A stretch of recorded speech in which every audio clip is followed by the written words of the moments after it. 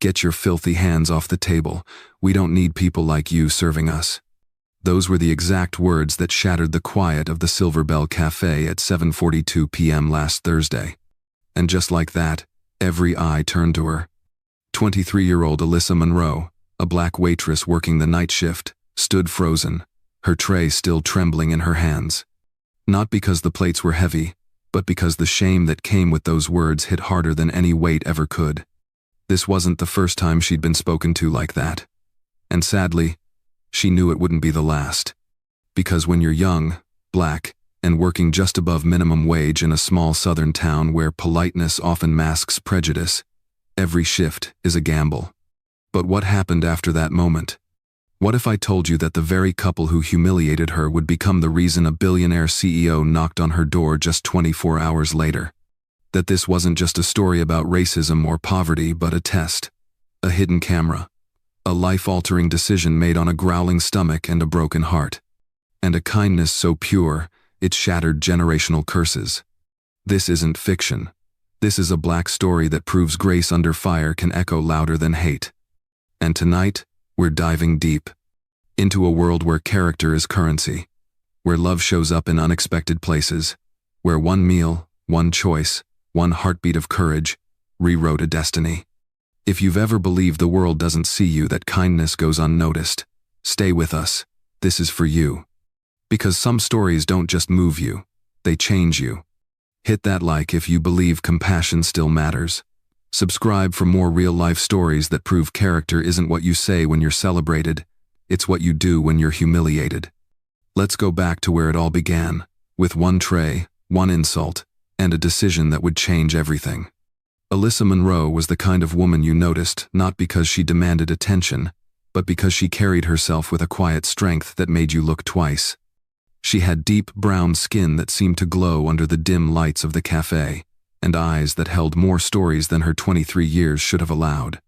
Her natural curls were always tied back in a bun, not because she wanted to hide them, but because double shifts didn't leave much time for hair care routines. Her figure was athletic, strong from years of walking to work and lifting trays, and yet there was a softness in her smile that made customers feel at ease. That is, if they weren't too busy judging her by the color of her skin. Alyssa lived on the east side of town, in a one-bedroom apartment that was too small for comfort and too expensive for her paycheck. The building was old, the walls thin, and the heating unreliable. But it was home. She shared it with her mother, Marlene, who was battling stage 2 kidney failure. Most nights, Alyssa came home to the sound of her mother's oxygen machine humming through the hallway, and the smell of leftover soup warming on the stove. She worked at the Silver Bell Cafe 6 days a week, sometimes 7 when the tips were good. The diner paid her $8.50 an hour. Not enough to live, but enough to survive. Her dream was to finish her nursing degree at Georgia State University. She was halfway through before life forced her to choose between tuition and medication for her mom. She chose family. Every day, she walked into work knowing she'd face more than just rude customers. There were the passive-aggressive comments, the compliments that dripped with racism like, "You're so well-spoken for a black girl," or, "You don't look like you're from around here." But Alyssa? She never let it show. She just smiled, nodded, and kept moving. Because beneath that uniform, behind those tired eyes, lived a woman with an unshakable belief that someday, things would change. She didn't need saving, she just needed a chance. And on that rainy Thursday night, when 2 strangers walked into her life, soaked and shivering, Alyssa had no idea that chance had just stepped through the door. Friday mornings at the Silver Bell Cafe were supposed to be slow. But that day, the place was buzzing. Coffee pots whistled, silverware clinked, and the scent of fried bacon danced through the air like clockwork. Alyssa had already been on her feet for 3 hours, moving from table to table, taking orders with a tired smile and an aching back. She was used to hard work.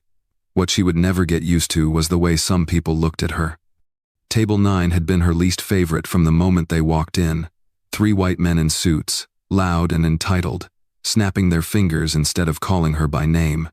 The youngest one, no older than 30, leaned back in his chair and said loud enough for half the cafe to hear, "They'll let anybody serve food these days, huh?" His friends chuckled. Alyssa didn't flinch. She never did. She simply refilled their water glasses and asked if they were ready to order. "You know what?"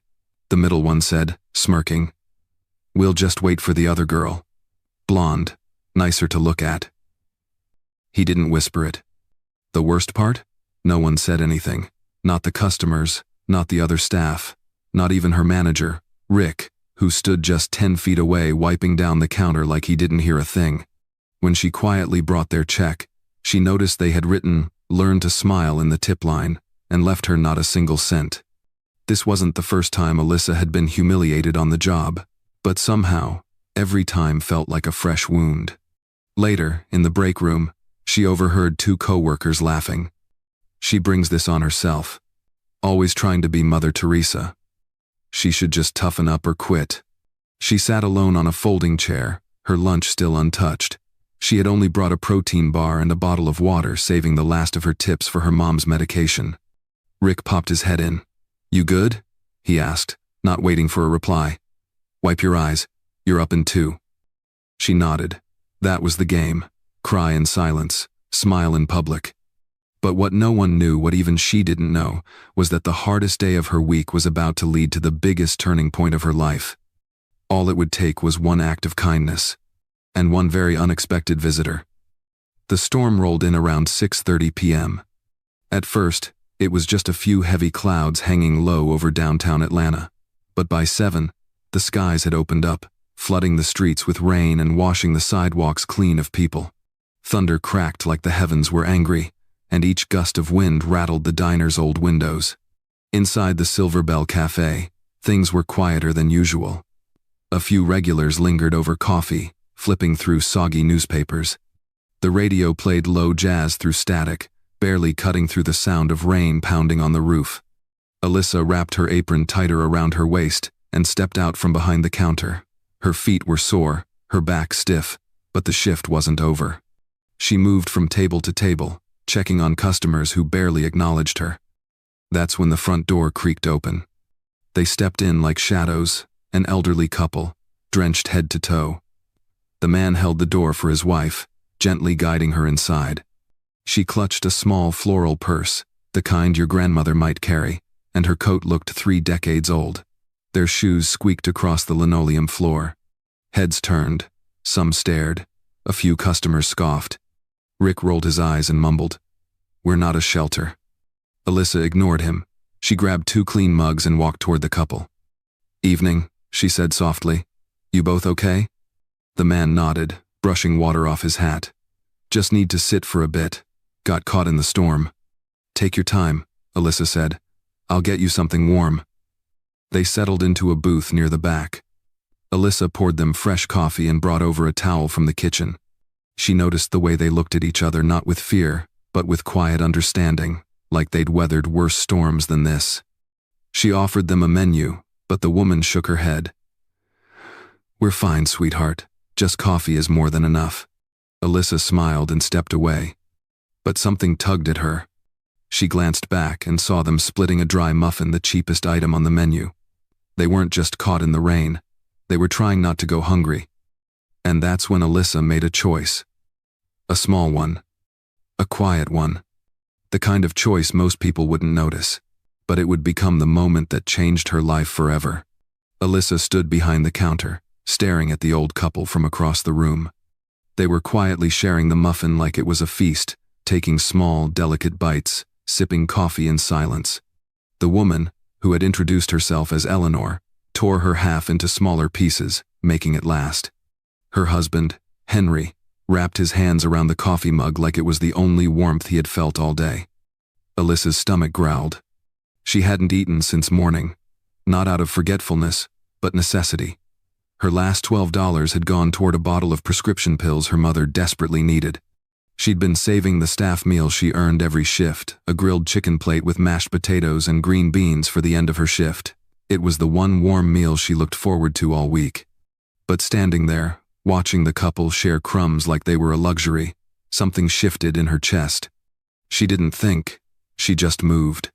Alyssa walked back to the kitchen, grabbed the plate with her name scribbled on the foil cover, and reheated it quickly in the microwave. When it was hot and steaming, She walked it out to their table and gently placed it in front of them. Eleanor looked up, surprised.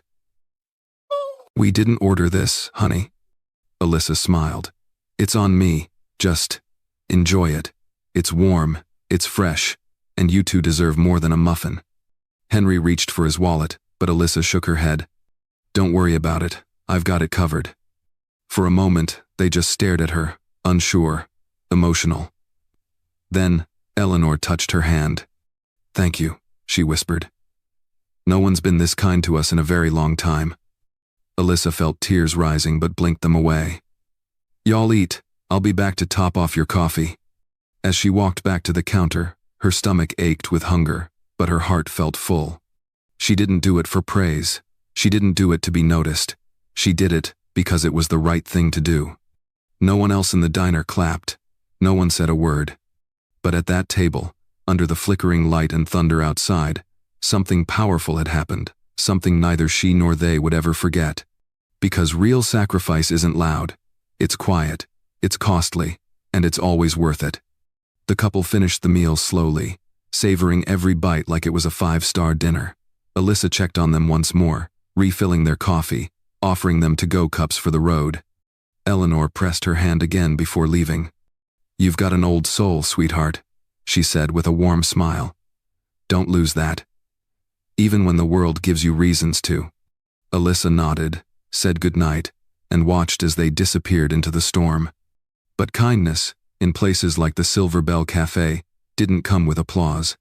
As soon as the door closed behind them, a loud laugh erupted from the kitchen. Brenda, one of the senior waitresses, leaned against the wall shaking her head. "Seriously, Alyssa? You gave away your food for them? You know they weren't gonna tip, right?" Another server chimed in. "You really think people like that remember your name tomorrow?"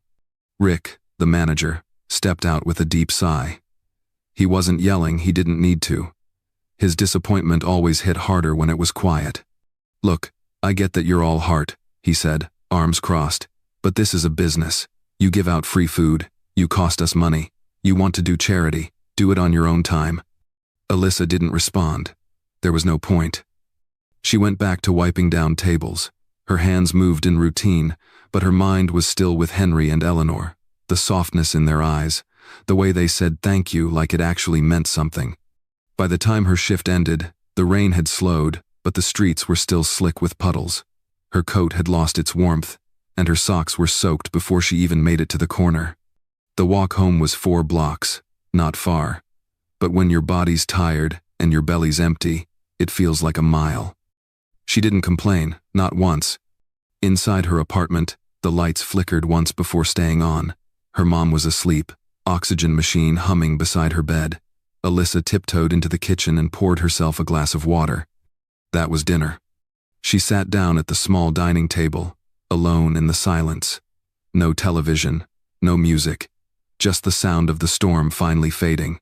What she didn't know was that her world, the long shifts, the thankless customers, the tiny apartment, was about to be turned upside down. Because someone had remembered her name. And by morning, they would make sure the whole world knew it too. Saturday morning came without fanfare. The alarm on Alyssa's old phone buzzed at 6 a.m., same as always. She reached over, silenced it, and sat up slowly. Her muscles were stiff, her stomach still empty from the night before. She moved quietly through the apartment, not wanting to wake her mother, and started a pot of cheap instant coffee. Another day, another shift, another round of pretending everything was fine. She didn't expect anything different. But at 6:42 a.m., there was a knock at the door. It was sharp, intentional, not the kind of knock that came from a neighbor or delivery guy. Alyssa hesitated. No one ever knocked this early. She walked slowly to the door, tying her robe tighter around her waist. She peeked through the peephole and froze. A black SUV was parked on the curb, the kind that had tinted windows and chrome detailing.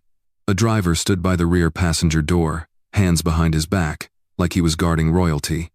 Standing in front of her door were 2 people she didn't expect to see again. Henry and Eleanor Whitaker. But they didn't look like the couple from last night. Gone were the soaked coats and worn-out shoes. Today, they were dressed in elegant, tailored suits. Eleanor wore pearl earrings and a scarf tied just so. Henry stood tall in a charcoal gray jacket, his cane polished, his shoes gleaming. And between them, they held a single item, a navy blue envelope, thick and embossed with gold trim. Alyssa opened the door, confused. Hi? Eleanor smiled softly. Good morning, sweetheart. I hope we're not too early. Henry stepped forward.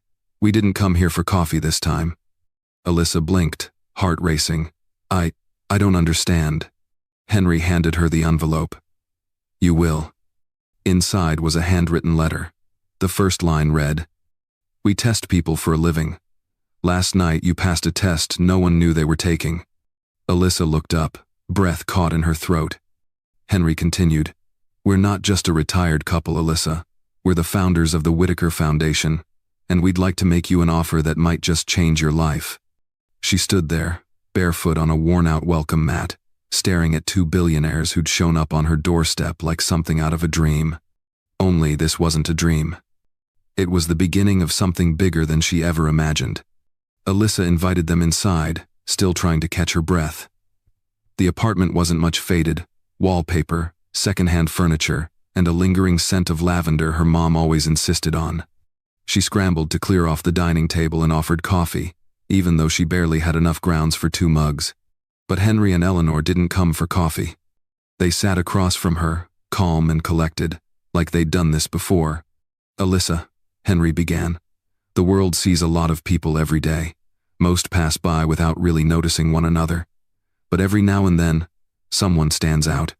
Someone does something extraordinary in a moment when they could have chosen not to. Alyssa listened, her hands curled tightly in her lap. Eleanor leaned in. Last night wasn't just about dinner. It was a test, one we've run in cities across the country. Quiet tests of compassion. We go into restaurants, dress down, order the cheapest item, and see how we're treated when people assume we have nothing to give. Alyssa blinked, confused. You test people? Henry nodded. Not just anyone. We're looking for leaders. For people who act with integrity, even when no one's watching. People who give without expecting anything back. He pointed to the letter she still held in her hand. That letter is an invitation. We want to offer you a full scholarship, any school, any degree, nursing, if that's still your dream. Housing assistance, full medical care for your mother, and a paid mentorship with our foundation. Alyssa stared at them, struggling to speak. Why me? Eleanor smiled, warm but serious. Because out of every person we've tested in the last 18 months, you're the first to give up your own meal. Not your time, not your leftovers, your only food. That kind of selflessness, it's rare, and we believe it should be rewarded. The room was silent for a long moment. Alyssa could still hear the low hum of her mother's oxygen machine in the next room. She looked at the envelope again, heart pounding. This wasn't just an opportunity. It was the answer to years of quiet prayers. To nights she'd gone hungry. To sacrifices that had gone unseen until now. She didn't say yes right away. But in that moment, something inside her began to shift. Because for the first time in a long time, someone had truly seen her. Not just her uniform. Not just her skin. Her heart. The envelope sat on the kitchen table like it was glowing. Alyssa turned it over in her hands again and again, still half convinced she was dreaming.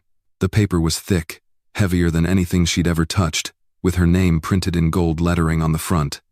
Inside was everything she never dared to hope for. Henry walked her through the details slowly, like he understood it would take time to sink in. Alyssa, this isn't just a scholarship. It's a full-ride tuition, books, housing, meals, the works, wherever you want to go. He paused, then added, and not just for a degree. We want you in our leadership pipeline. You'll start with a paid internship at the Whitaker Foundation. 6 figures. Day 1. Alyssa blinked. 6 figures? Me? Eleanor nodded.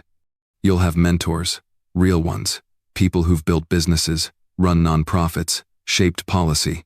We'll help you grow, and in return, we ask only one thing, that you stay who you are. Alyssa's hands trembled. And, my mom? Henry smiled. Covered. Full health care, home nursing support, whatever she needs. 1,000 thoughts raced through her mind. How was this real? Why her? Could she trust it? She looked down at her worn hoodie, still damp from last night's rain, the chipped coffee mug in her hand, the cracked vinyl of the chair beneath her. Nothing in her life felt six-figure ready. I don't know what to say," she whispered. Eleanor reached across the table, gently resting her hand on Alyssa's. "Say yes when you're ready. We're not here to rush you. But know this: what you did last night, that came from a place money can't buy, and that's exactly the kind of soul we want leading the next generation." Tears welled in Alyssa's eyes. Not because of the offer, not even because of the money, but because, for the first time in her life, someone powerful looked at her and didn't see her as a statistic, or a risk, or a charity case. They saw her as worthy. She looked at them both. "Can I take the weekend to think about it?" "Take all the time you need," Henry said. "We'll be here, so will the offer." They stood to leave, their footsteps quiet on the worn linoleum floor. As the door clicked shut behind them, Alyssa sat motionless, the letter still in her hand, the future suddenly wide open. And for the first time in years, the silence around her felt full of possibility. The weekend came and went in a blur. Alyssa barely slept. She read and reread the letter at least 24 times, her fingers tracing every word like they might disappear if she blinked. She researched the Whitaker Foundation online, scrolling through pages of articles, press releases, and video interviews. Everything checked out. It was real. Still, she couldn't help feeling like the whole thing had been a dream. She'd gone from scrubbing ketchup off tables to being offered a six-figure opportunity and a full-ride education, all because she gave away one meal. It didn't feel like enough to earn that kind of reward.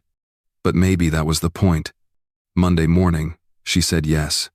By Wednesday, her story had gone viral. Someone from the foundation, probably Eleanor, had shared a snippet of what happened on social media. The video was just 15 seconds of grainy security footage. Alyssa handing over the warm meal with a tired smile, Eleanor reaching up to touch her hand. No sound, no dramatic music, just quiet kindness. But it exploded. Within hours, the comments flooded in. "She's the kind of woman we need in leadership." Faith in humanity restored. But not all of it was kind. She got lucky. Typical charity case. Another sob story, getting handouts. Alyssa didn't respond. She didn't have time. By the end of the week, she had moved into student housing at a university downtown, a modern, clean apartment with working heat, hot water, and a real bed. Her mom had been transferred to a nearby care center where nurses checked on her twice a day. For the first time in years, Alyssa didn't fall asleep worrying if her mother would stop breathing in the middle of the night.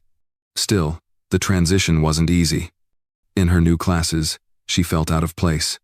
Surrounded by polished students with new laptops and designer backpacks, she walked in with a spiral notebook and a tote bag she got from a thrift store. And online, the hate continued. Some said she didn't deserve it. Others said she was a diversity pick, a PR stunt. But Alyssa didn't let the noise shake her. She reminded herself of something Eleanor had said during their first meeting. The world doesn't always reward goodness, but that doesn't mean you stop being good. So she kept showing up, kept studying, kept growing. Because this wasn't just a scholarship, this was her chance. And she wasn't about to waste it. 3 years later, the Silver Bell Cafe was still there. Same chipped tables, same clinking coffee mugs, same peeling open sign on the front window. But Alyssa Monroe was no longer the girl wiping down counters. She was now the executive director of the Whitaker Youth Leadership Initiative, a national program aimed at empowering underserved communities to build futures through education, entrepreneurship, and purpose-driven leadership. The press called her the woman who rose on one meal. Colleges booked her to speak. Her TEDx talk, "Kindness is a Currency," hit 1 million views in less than a week. Even Netflix called about a docuseries. But Alyssa never let the spotlight change her. She didn't trade her values for visibility. Instead, she got to work. Her first major project was opening a transitional shelter for young women facing homelessness, many of them teens, aging out of foster care. She named it Second Table, a nod to the booth where Henry and Eleanor once Saturday. Every room had a journal on the nightstand. On the first page of each, Alyssa had written, You matter. You are seen. You are more than the worst thing that's ever happened to you. She also launched a mentorship network across 10 cities, pairing young Black and brown students with industry leaders who looked like them, talked like them, and believed in them. She made sure the program wasn't just about access, it was about belonging. But her favorite part of the week? Friday evenings. She always made time to return to the same cafe where it all began, not as a server, but as a quiet observer. She'd sit at the back table, order coffee, and pay the bill for 3 random tables before leaving. No announcement, no Instagram post. Just quiet generosity, the way it all started. One Friday, a new server walked up to her table and asked, "You're Alyssa Monroe, right?" She smiled. "That's me." The girl grinned. "You're the reason I applied for nursing school. I saw your story. I didn't think people like us could get that far." Alyssa placed her tip $100 bill gently beneath the girl's receipt. "You can," she said softly. "And you will. Because that's what rising really means. Not just getting to the top, but reaching back and lifting someone else." It was a rainy night almost identical to the one from 3 years ago. Alyssa sat by the window of the Silver Bell Cafe, her coat draped over the back of her chair, a lukewarm cup of tea in her hands. The staff knew her by now. They didn't rush her order. They didn't ask for a photo. They just let her be. She liked it that way. Outside, the rain tapped against the glass like a soft reminder of the past. That night, a boy came in, maybe 17, maybe 18, soaked through, hoodie clinging to his shoulders, sneakers squishing with every step.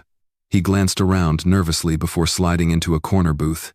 He didn't order anything, just sat there, staring out the window, trying to look invisible. But Alyssa noticed. She called the server over. "Bring him whatever he wants, and tell him it's already paid for." The boy hesitated when the food arrived. "I didn't order this," he said, confused. The server pointed to Alyssa, now slipping her coat on, ready to leave. He walked over slowly, unsure. "Ma'am, did you do this?" Alyssa smiled. Everyone deserves a hot meal, especially on a night like this. He looked down, voice low. "Thank you. I didn't think anybody saw me." She reached into her bag and handed him a folded note. "Open that when you get home," she said. Later that night, in a small room across town, the boy opened the note. Inside was a quote. "One meal changed my life. Maybe it's your turn now." And under that, a phone number for a free GED program, a counselor, and a meal plan. Because kindness isn't just about what you give. It's about what you plant and what grows from it. Alyssa never posted about the moment. She didn't have to. It wasn't for the likes, or the applause, or the headlines. It was because someone once did it for her. And that's the thing about compassion, real compassion. It multiplies when shared.